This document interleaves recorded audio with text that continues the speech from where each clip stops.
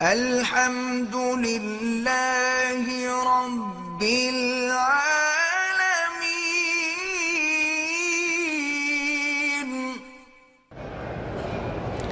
کھانسی اور بخار کے لیے جو ڈاکٹر سیرپ دیتے ہیں اس میں الکحل کی آمیزش ہوتی ہے، تو کوئی دوا کے طور پر تو استعمال جائز ہے۔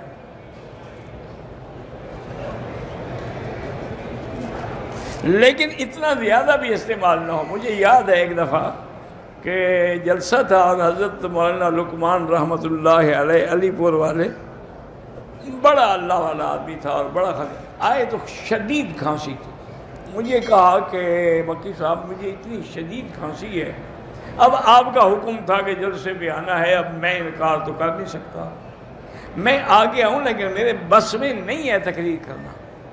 اچھا، خدا کی شان ہے، میرے کمرے میں سیرپ رکھی تھی۔ اس زمانے میں ایک سیرپ آتی تھی کوڈین کے نام سے، کوڈین خود نشے والی چیز ہے، تو میں نے ان کو دی۔ میں نے کہا مولوی صاحب اس سے ایک چائے والا چمچہ جو ہے نا وہ بھر کے پی لو، پھر رات کو ایک اتنا چمچہ پھر پی لینا۔ انہوں نے کہا ٹھیک ہے۔ میں چلا گیا، مہمان تھے، ان نے جو چکھی نا تو خوشبو اور میٹھا لگا اور اچھی لگی، وہ آدھی بوتل پی گئے۔ میں واپس آیا تو حضرت صاحب تو بے ہوش پڑے ہوئے ہیں۔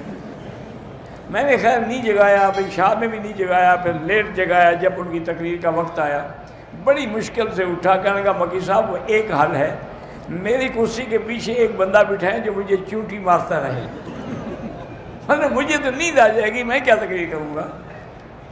تو اتنا بھی نہ پیا کریں، میرے کہنے کا مقصد یہ ہے۔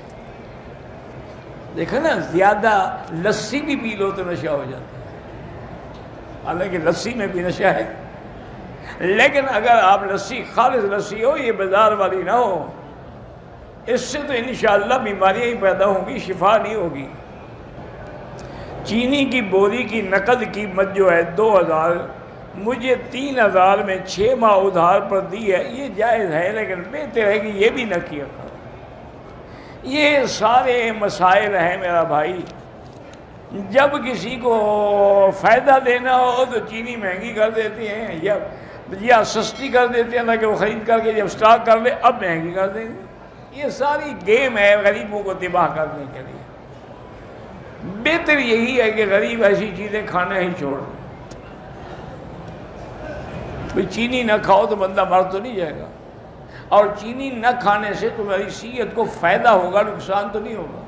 یہ چینی میں کیمیکل ہے، اسی سے تو ساری شوگر پیدا ہوتی ہے۔ اس کے بجائے گڑ کھا لیا کرو، لیکن وہ گڑ جو کیمیکل سے نہ بنا ہو۔